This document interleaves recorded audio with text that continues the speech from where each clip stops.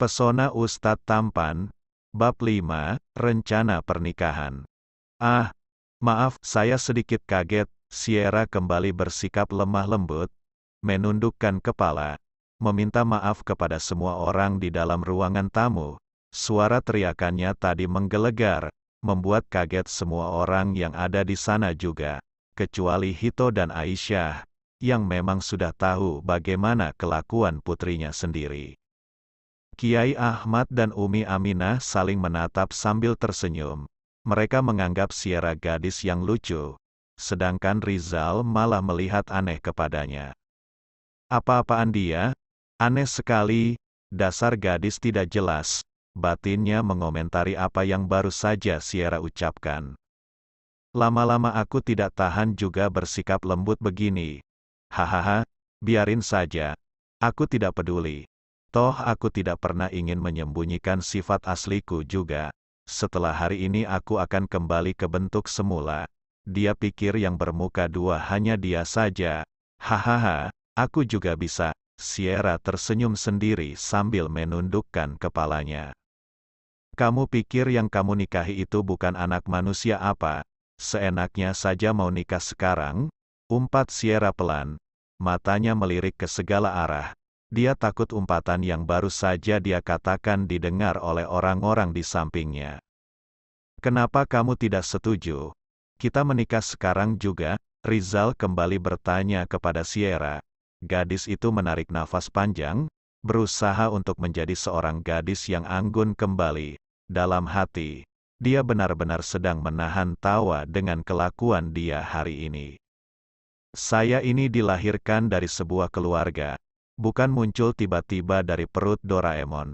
Mendengar jawaban dari putrinya, Hito memegang mulutnya menahan tawa.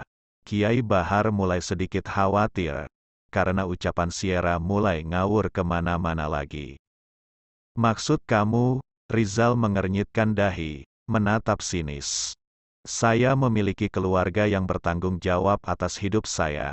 Setidaknya ketika saya akan menikah, maka semua keluarga dekat saya harus hadir. Begitu juga dengan keluargamu. Kamu tidak lupa dengan hukum walimatul ursi, bukan? Rizal terdiam menatap Sierra. Saya dinikahi secara syah agama dan negara, bukan secara siri. Jadi untukku sunnah muakkad untuk melaksanakan walimatul ursi. Setidaknya itu penting untuk menghindari sebuah syubhat atau kecurigaan dari masyarakat dan keluarga dekat sendiri.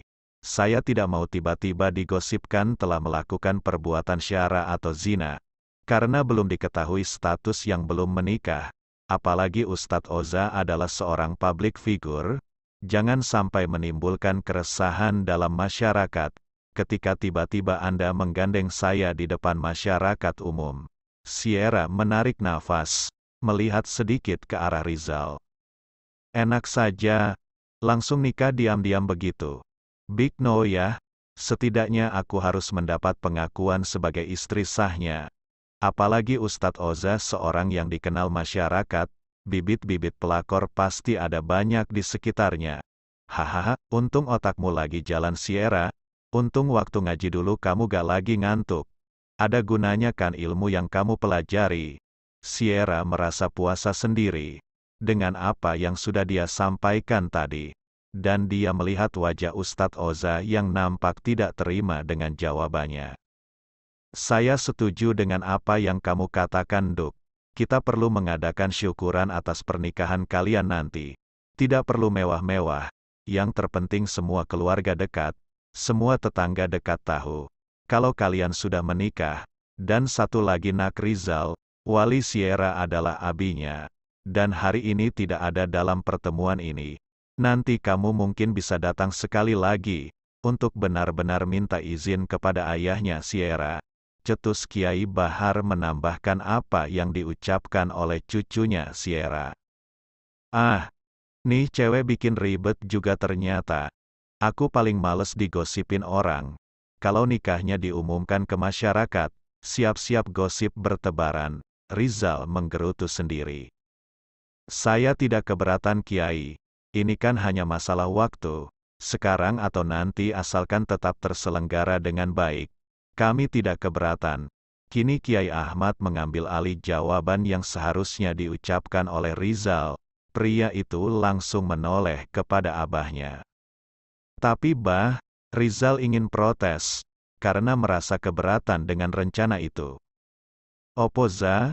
Sudah kamu tidak boleh tawar-menawar lagi. Jawaban kamu kan sudah iya.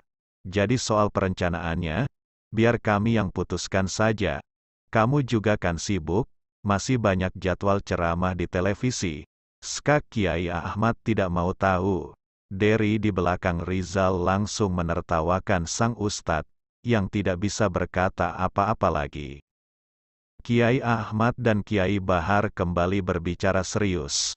Perihal acara pernikahan kedua cucu mereka, Sierra tersenyum puas.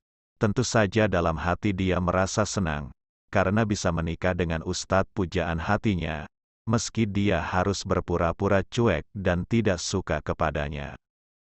Rizal hanya menunduk kesal. Perlahan Sierra sedikit melirik sang ustadz, kemudian dengan konyolnya dia refleks melet-melet di depannya. Sierra meledek Rizal.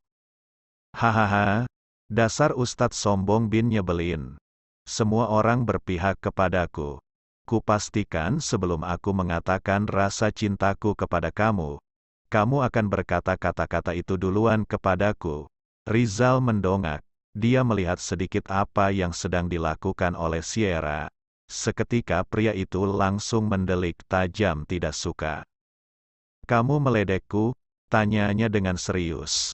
Sierra langsung menoleh ke arah yang lain.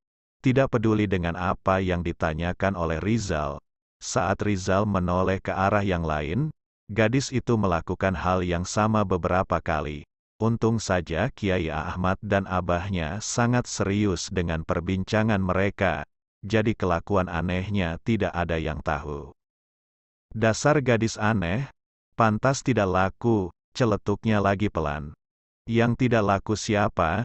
Kamu aja ngajak nikah cepet-cepet gak nyadar ya, balasnya tidak mau kalah. Aisyah berdehem, matanya melotot ke arah putrinya. Dia menyadari apa yang baru saja dikatakan Sierra. Baiklah nak, dengarkan apa yang akan Abah sampaikan. Pernikahan termasuk perkara yang harus disegerakan, namun harus dengan pertimbangan yang matang pula, dalam artian kita tidak terburu-buru melakukannya. Tadi Abah sudah berdiskusi dengan Kiai Ahmad, beliau setuju.